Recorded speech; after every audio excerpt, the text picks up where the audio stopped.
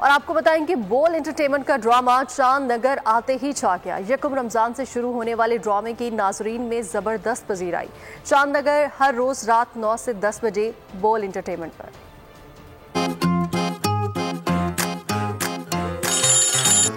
उदास है ना बीबी साहब, समर साहब जो नहीं आ रहा।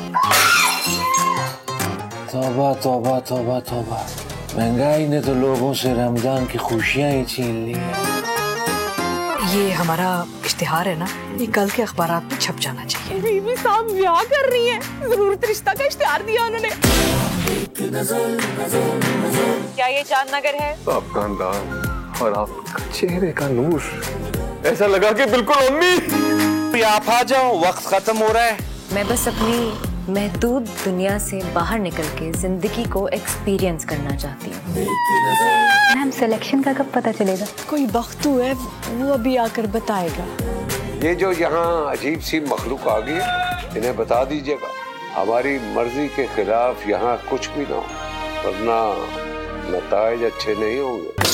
चांद नगर तलाशी हम इसी घर से शुरू करेंगे।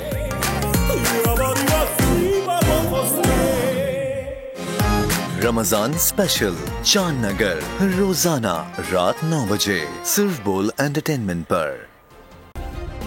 सब्सक्राइब करें और बेल दबाएं ताकि कोई खबर रह न जाए।